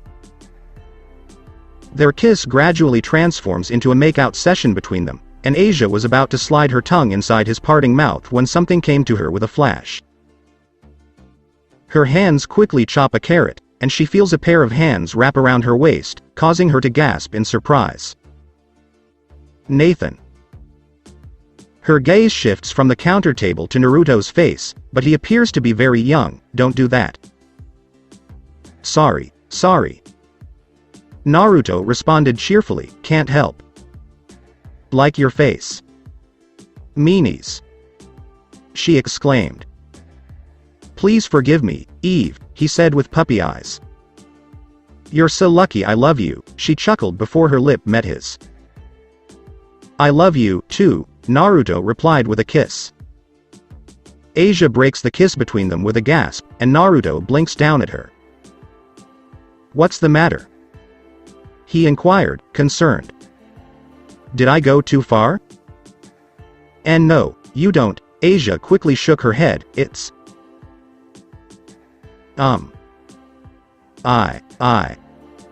I think that's good enough for now. She doesn't want to tell him about her vision until she figures out what it was, and, besides, we don't want our dinner to get cold. Alright, we can stop for now, Naruto said as he drew her back into his arms for a cuddle, but I don't want to let you go now. But our dinner. She can't help but cuddle up to his chest. Let it cool down, we can warm it up again, he says, nuzzling his nose into her hair. Alright then, Asia giggled, and they just cuddled together while she pondered her vision. It has raised some questions for her, and she wants to find answers. Perhaps she can find them by staying with Naruto? Time is just a blink to Naruto. It can fly by quickly and some events can be forgotten, but it doesn't matter because he still has her. Naruto looks to Asia at his side as they watch a movie on television on the couch while wearing pajamas. The couple was in a cottage in the woods near a beach, and he reflected on some events that led them here. Asia has been acting strangely since their first kiss, and he believes it is because of these two humans from church. They were looking for stolen holy swords, and one of them had the audacity to point her sword at Asia while calling her names. Of course, Naruto grabs her sword and throws it out the window while making threats before fleeing the room with Asia in his arms. Naruto nearly bursts out laughing as he recalls her bright red face as he carries her around like a cute doll. Following that, Asia and her group were attacked by a warmonger fallen angel whose name he forgot and his goons. Naruto personally intervened with a wrathful assault on the fallen angels after they attempted to target the young nun, which was short-lived, and this warmonger abruptly revealed that God had been dead for a long time and the undying human confirmed it because he was present to witness his death. Asia was understandably taken aback by the news, and it took her a while to accept it, claiming that God isn't dead as long as he lives on in her and others' hearts. The warmonger screams that he will start another war and that there is nothing they can do. Right before Naruto yanks his heart out without warning and this warmonger suddenly cries that he wants to live because that is not what he wants his death to be, out in a whisper, then he died on impact when he falls from the sky. When the battle was over, Asia approached Naruto and confessed that she had some strange flashes of memories she shouldn't have, which surprised him. They tried to figure it out while getting closer, and they don't know what could have triggered her flashback. It wasn't makeout for sure, and the poor nun was blushing so hard that he thought she'd burst into flames from overheating. Then there was a massive clash between the fractions, with Naruto right in the middle of it, much to his chagrin. He doesn't remember the specifics, but when some guys asked him what he wanted, his demands were fairly straightforward. Everyone should leave him alone with his beloved, Asia, and if anyone touches her hair, he will maim and kill them. Asia, who was sitting on his lap, gave him an embarrassing swat. After the time freeze, this meeting was attacked by some radical fraction, and Naruto ended up facing a guy named Deodora Astaroth, who decided to use the time freeze to attack the immortal, screaming that he ruined everything the demon worked for. In fact, he stupidly revealed that he was responsible for Asia's situation and that he was planning to defile her in a brutal way. Deodora died slowly, brutally, and painfully, with each inch of his body ripped out one by one over and over until Naruto killed him off for good, which was made possible thanks to Phoenix tears that he had stolen and carried around for a long time. When asked if he knew anything about Deodora's death, he lied, saying that Deodora was on the old Satan fraction and that he had to kill him because this guy attacked him, which was true, and everyone just left it at that. He has no idea how much time has passed since this day, but he recalls a specific day as if it were yesterday. Naruto accidentally dropped an old cross belonging to Eve from his pocket, and Asia picked it up to examine it before being hit by a wave of memories and suddenly crying on her knees. Naruto rushed to her side, asking her what was wrong before Asia threw herself on him with a tight hug while crying, and it was at this point that he discovered the truth behind Asia's appearance. Asia is revealed to be the reincarnation of Eve, and she has been watching over him for millennia, blaming herself for dooming Naruto to this fate. The tall blonde quickly calmed her down, told her it wasn't her fault, and hugged and kissed her several times in joy that she was finally back in his arms. They got closer and closer. Of course, it was initially perplexing, much like trying to figure out which name the young nun would go by until she decided on Asia and Eve for their pet names, which Naruto approved of. When the graduation came, Naruto immediately took Asia away to their cottage somewhere in Europe, where it remains hidden from the world. Asia occasionally has to go and help Rias and her peerage out, which the couple doesn't mind, and honestly, Naruto doesn't care what this peerage is up to. "What are you thinking?" Asia asked, jolting him from his reverie. Naruto and Asia have many children who go on to live their own lives, while the couple continues to live in a comfortable place together for the rest of their lives, and Asia is able to live as long as her dear husband due to her devil's near immortal lifespan. Their love was so intense that it lasted until the end of time, and they didn't care about anything else as long as they had each other. So that's it for today. I hope you guys enjoyed it. Don't forget to like, share and subscribe to the channel for more awesome stories like this. Thank you. See you all in my next video.